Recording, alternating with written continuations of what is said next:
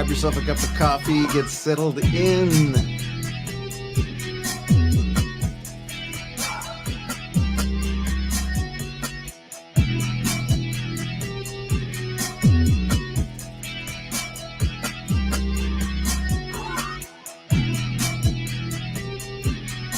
All right, friends, drop me a note in the comments. Let me know you are here.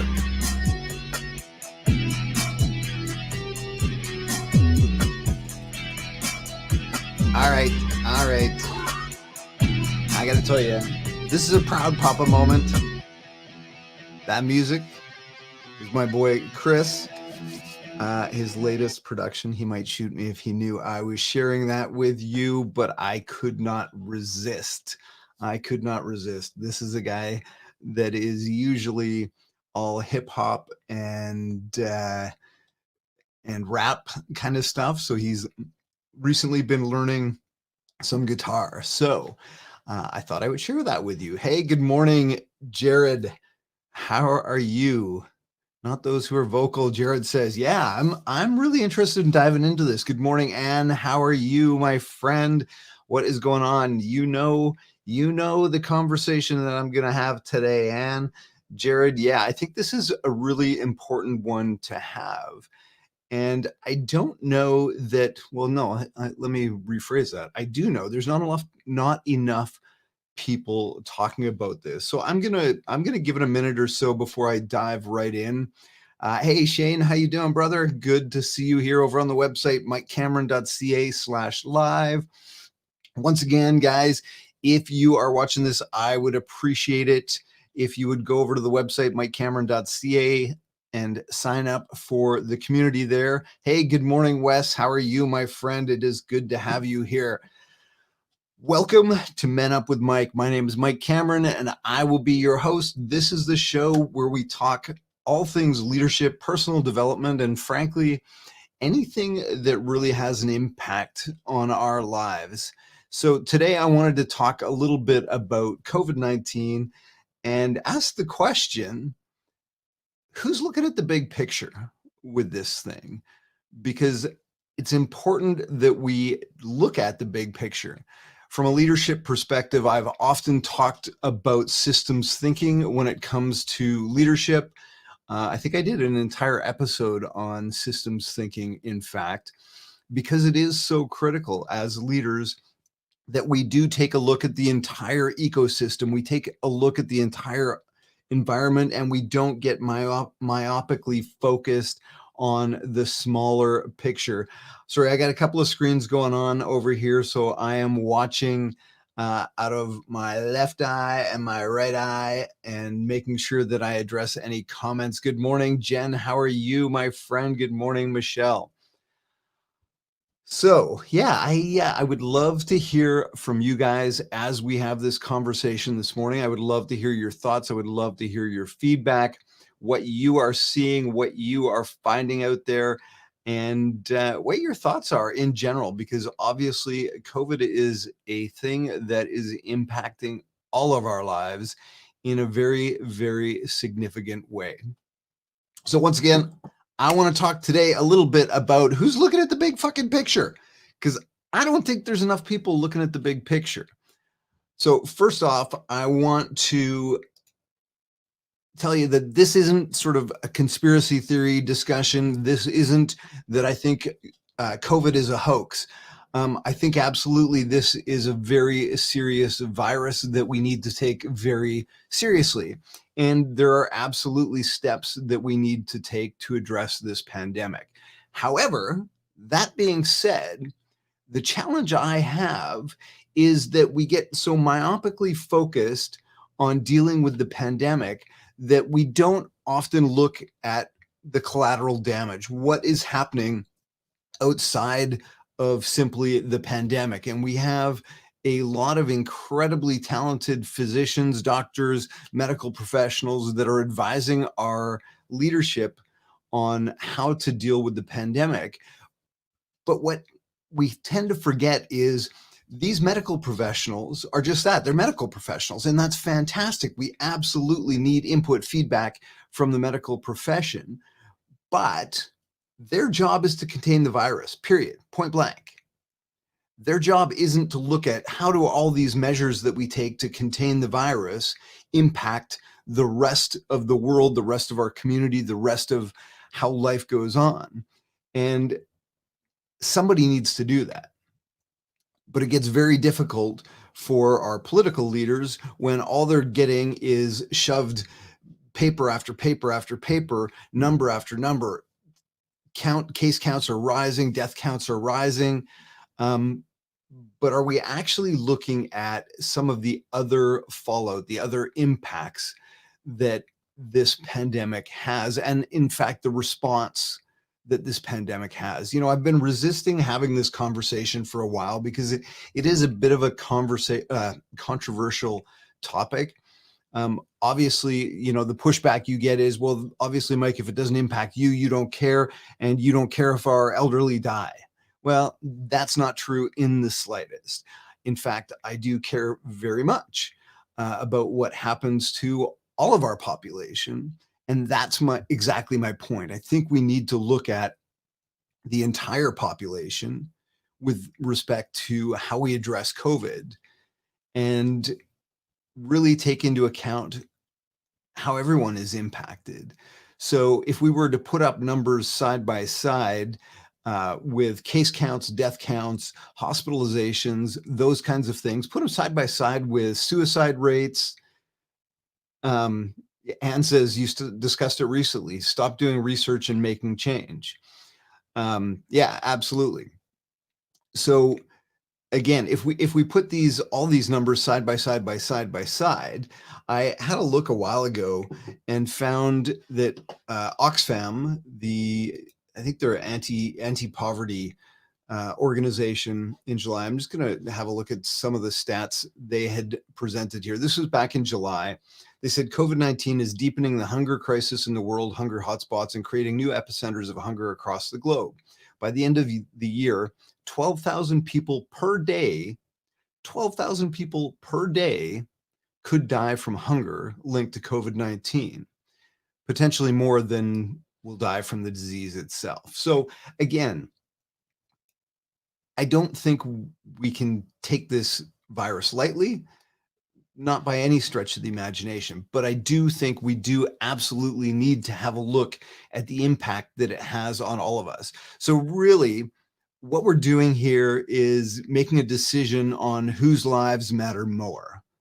So again, if we're talking about, and I'm going to overgeneralize, I'm going to oversimplify, but if we're talking about the bulk of the first world population that is impacted or killed by COVID is elderly, and I think the statistics would bear that out. We're trading the lives of our elderly for the lives of third world children, potentially. Right? And is that something we've ever had a conversation on? I'm not sure that it is. So, there's just one impact that doesn't get discussed. There's one set of statistics that never gets put up side by side. So what would it look like if every morning on the news, when you turned on the news, you got the COVID number case counts and you got deaths by poverty or world hunger at the same time? What would those numbers look like? And again, I don't know. I'm not an expert in any of these arenas. I'm not an expert in world hunger. I'm not an expert in infectious disease, but I think it's something that we need to look at. So as leaders, what would happen if we put these numbers side by side by side by side? Would that change the decisions that our leaders made? And I think it might. I really think it might. So again, there's one example. So maybe another example closer to home. We've got, I recently did a show supporting men in Medicine Hat. They have seen more deaths by suicide in the last several months than ever before. Is that linked to COVID? I don't know, but certainly job loss, isolation, that absolutely contributes to depression, loneliness, and ultimately deaths by suicide. There is no question there is a direct correlation to that. So, given the fact that COVID has increased our isolation factor, given that COVID has increased the number of layoffs, and again, I'm using men because in particular, for men, our self-worth, our identity is often tied to how well we can provide. It's tied to what we do for a living. And again, I just think these, sorry, I'm reading comments over here. Hey, good morning, Sun Moon. How are you? Good to see you here. So yeah, again, we're not looking at that big picture. So again, deaths by suicide, what are those numbers up? Maybe it's not as much as the virus for sure, but maybe it is. I don't know, because nobody's putting that data in front of us. Again, hunger, poverty, third world countries, the food supply, the food chain has been vastly disrupted. Again, in our first world countries in North America, we certainly don't have those challenges as far as getting food to our table. So, it's really easy for us to make those decisions around lockdown and those kinds of things when they don't really impact us. Because for the most part, most of us have food over our head, a roof over our head, and food to eat every single day. So there's a couple of different circumstances where we haven't looked at. So now let's talk about the elderly locally, in our own backyard. And this is quite frankly what started this rant for me. What are the conditions that we're forcing those most vulnerable, the ones that we purport to care about, the ones that we purport that we want to protect? What are we doing to them? Are we locking them in care facilities? Are we furthering their isolation? I've done some work with Men's Sheds, which is an organization that was designed for men to get together and create a space just for guys, mostly they're elderly men, getting together and create things. So tool workshops, things like that. Sorry, again, reading comments as we go here. I'll have to stop that. Again, so addressing loneliness and depression in our elderly, this is pre-pandemic. So now we throw the pandemic on there and we start locking our seniors into their care facilities. And in many cases, we've got to turn off air conditioning systems because they circulate air, they potentially spread the virus. Obviously, wintertime now, not as big of an issue, but certainly in July and August, when things were hot and stuffy, if you're in a long-term care facility with no air conditioning, it's just, again, leads to that isolation, leads to that depression, leads to that loneliness. What does this do to the mental health of our seniors? Jared, what does Jared have to say? As you're saying, this requires more than the snap decisions that keep coming out, and stop giving the mic to people that aren't helping the situation as a whole. Yeah, again, I don't necessarily think we don't need to take any measures, but I do think that all of the measures that we do take need to be looked at from a systems thinking standpoint. We give the microphone to the doctors that, again, their expertise is on infectious disease, and that's great. We absolutely need them to contribute to the solution. But we cannot run our entire universe, our entire ecosystem, simply based on one subset of information. Anne says she came up with a thought yesterday. Statistically, a 90-year-old is going to die of old age just as easily as COVID. So stop isolating the 90-year-old and work to protect that person's grandchildren. Yeah, and that's a great point. Michelle says local food banks are struggling too. Volunteers have gone way down along with donations. Yeah, that was another one. So again, locally speaking, we watched a segment on the news this morning that talked about how food banks are way, way, way down in donations. They're down in volunteer time. Obviously, people are scared. They don't want to go out. So what does that do to our most vulnerable population? Again, we talk about seniors and their vulnerability. Absolutely, we need to protect them. But that doesn't mean we trade one subset of vulnerable for another subset of vulnerable.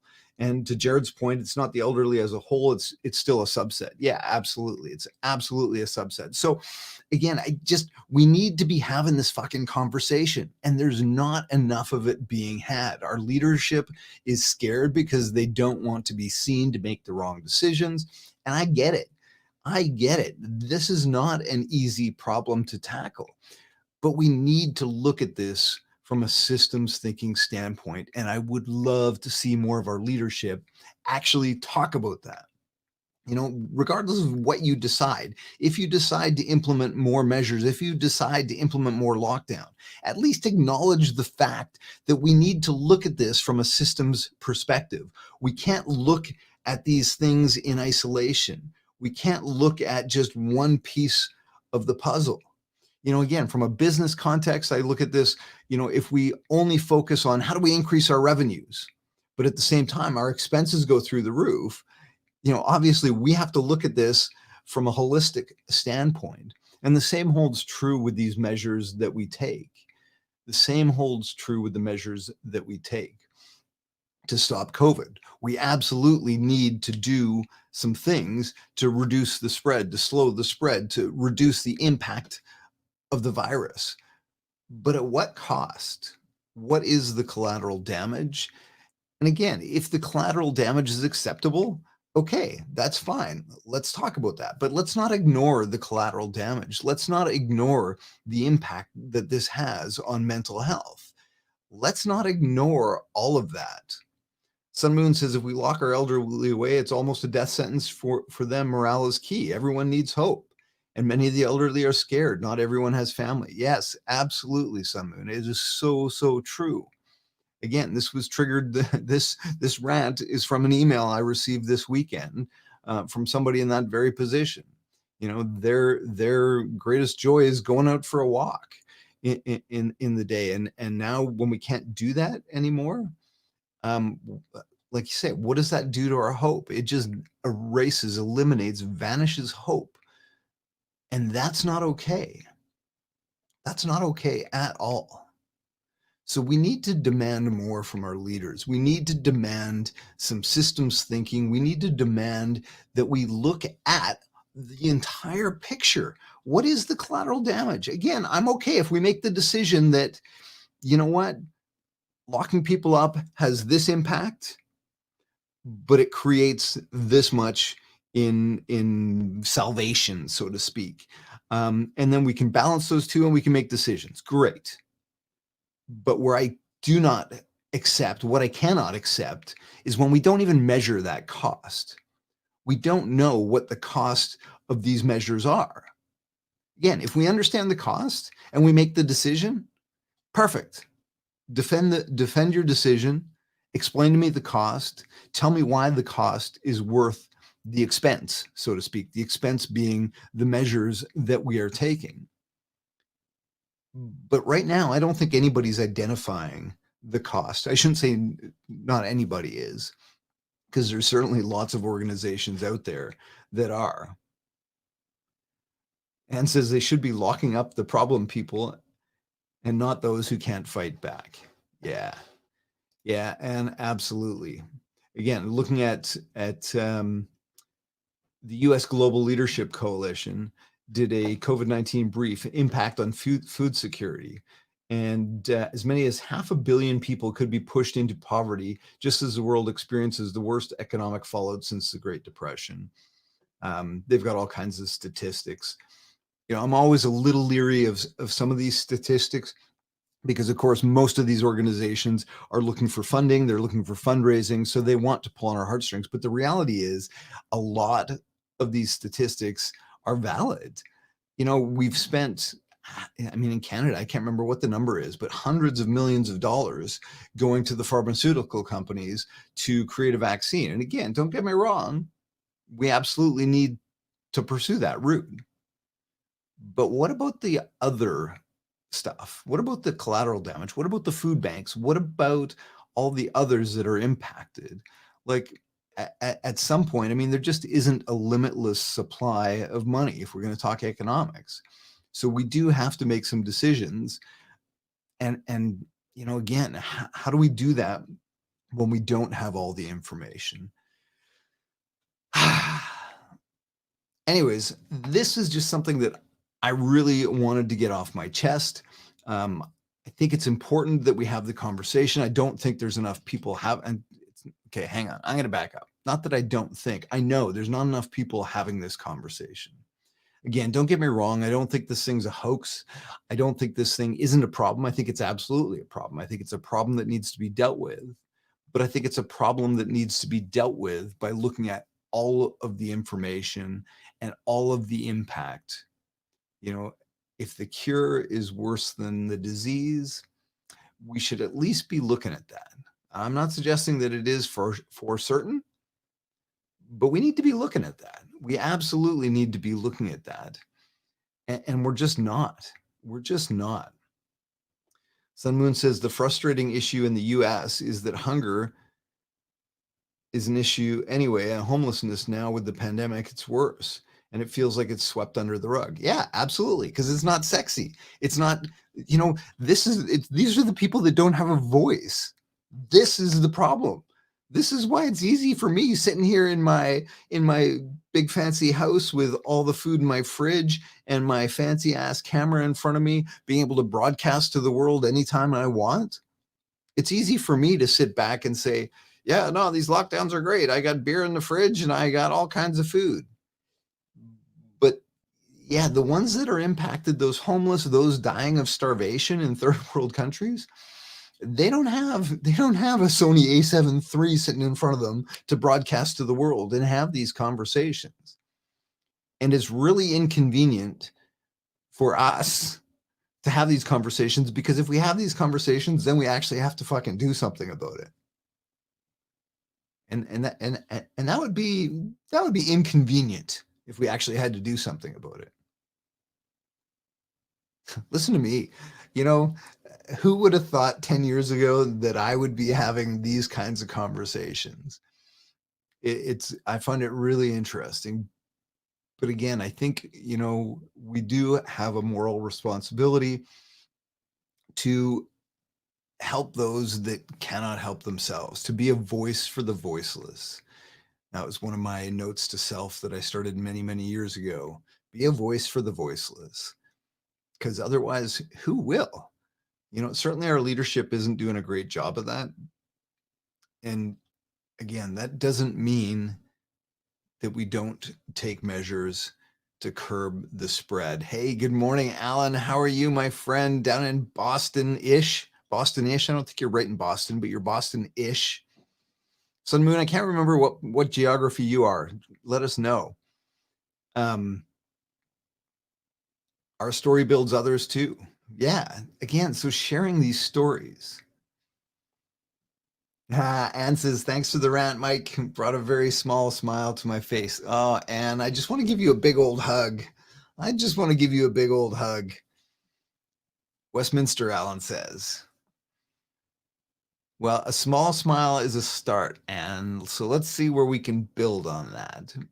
But I am happy to have this conversation, and I would love to have you on the show one of these days, Anne, and we'll have this conversation. When you're feeling up to it, we will have this conversation. Sun Moon is in Philadelphia. Philadelphia. Yes, you've had an exciting little week. Thanks, Alan. Alan says he appreciates me deeply. I am very grateful for that. I appreciate you guys too. I really, really appreciate you guys too. Hey, once more, I'm going to put in a plea. If you get an opportunity, head over to mikecameron.ca, click on the community tab, sign up for the community. I think I'm about 40 members in. My objective is to get to 100 by the end of this year. Again, it's completely free. I am just looking to build a community where we can have these kinds of conversations, more and more and more of these kinds of conversations. And frankly, I just want to get away from some of the negativity, some of the toxicity that I'm seeing on the other platforms. Anyways, my friends, I thought this was going to be a shorter rant, but here we are, 25 minutes in. All right, my friends. Oh, One more thing, as I was going to do my sign off, Make Beautiful Shit Happen. The Make Beautiful Shit Happen t-shirt inventory is in. We've got complete stock on all sizes. We've just added a women's v-neck, so I will be putting that up on the website right away. We had some photos done yesterday for the women's v-neck. So again, if you're interested in, no, I don't have them here. I sent them all back to our warehouse, which is Michelle's house. But yeah, if you're interested in grabbing a t-shirt, mikecameron.ca. If you go to the store, you can find the t-shirts there. All right, my friends, as always, continue to make beautiful shit happen. Have yourself a fantastic day. Take care.